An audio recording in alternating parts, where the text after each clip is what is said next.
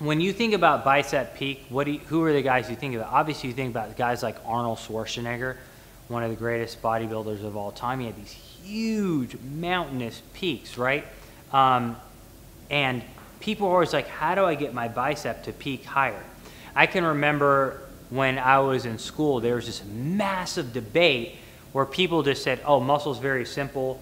You just have origin to insertion, and any exercise is the same as any exercise, right?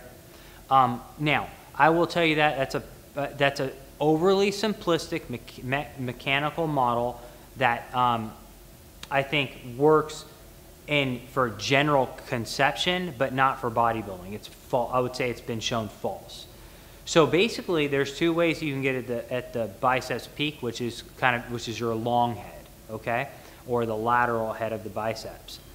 One way is you can put the muscle on stretch.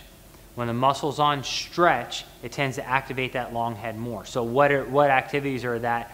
That would be, for example, things like incline curls are going to put the biceps on stretch.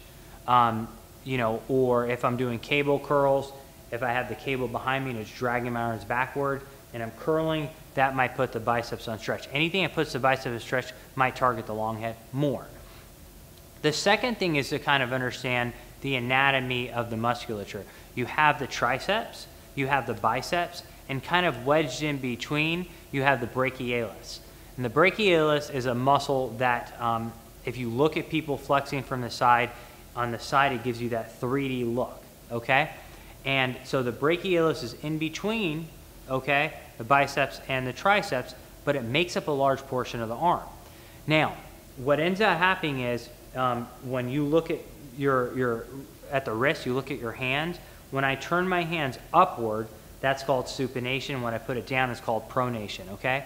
Supination, if I'm stretched and I'm supinating, that's going to activate the biceps really well. But if you look at the attachment point on the biceps, on the radius, basically the forearm bone, when I twist my hand to a neutral position or a pronated position, mechanically it kind of puts the biceps in more of a disadvantage, okay?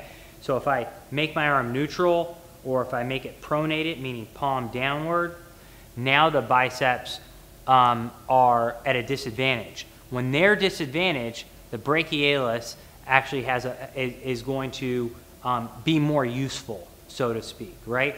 More of the load will fall on the brachialis. So if I train the brachialis with a neutral grip, hammer curls, pronated grip, reverse curls, when I'm doing that, you're going to overload the brachialis more, and that muscle will grow and it will push up on the biceps and make the peak of the biceps look greater. So any movement that's stretching, neutral hammer grips, pronated movements, we don't spend a lot of time doing pronated movements, reverse curls. We don't spend a lot of time doing neutral hammer curls. If you do, that will help the bicep peak.